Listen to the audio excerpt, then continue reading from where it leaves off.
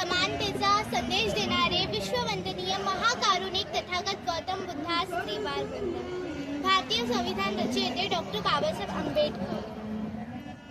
बहुजन के विदाता, हम सबके मुक्तिदाता, बहुजनों की ढाल, ज्ञान की मिसाल, नारी उद्धारक, इतिहास की बातें, किताबों के साथी, उच्च कोटि के विद्वान, मनुस्मृति के नाशक, बुद्ध के उपासक डॉक्टर बाबासाहेब आंबेडकर जी को मैं राशि शेंडे कोटि कोटि वंदन और नमन करता हूँ। आज मैं समता सैनिक दल की सैनिक बाल मुख्यालय दीक्षा भूमि नागपुर। आज जो है अशोक सम्राट जी की जयंती है और अशोक सम्राट जी वो थे जिनका नाम सिर्फ इतिहास में ही नहीं पूरे संपूर्ण राज्य में।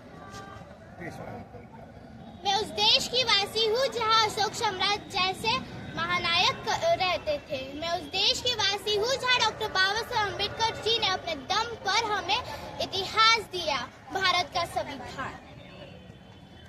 78 साल बाद हम जब भारत को देखते हैं तब मुझे ऐसा महसूस होता है कि वाकई में भारत आजाद हुआ है। मुझे ऐसा लगता है कि अभी भी हम आजाद हैं क्या?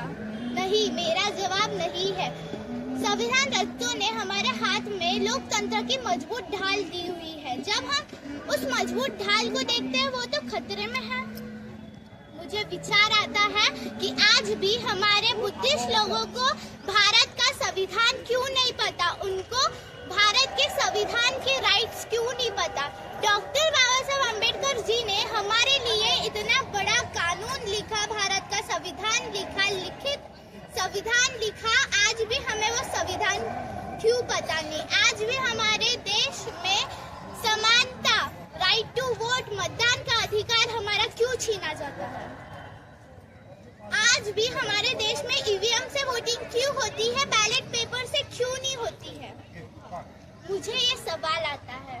और मानव एक समान बुद्ध धम्म की है यही पहचान।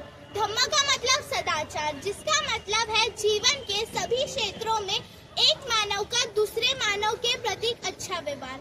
बुद्ध धर्म क्या धर्म नहीं, वो एक महान सामाजिक सिद्धांत है।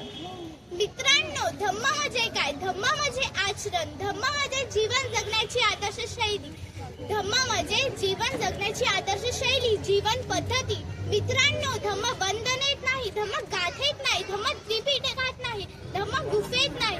बुद्धाला शोधायचे असेल तर तुमच्या बोलण्यात शोधा, तुमच्या वागण्यात शोधा, तुमच्या शील सदाचारी वागण्यात शोधा।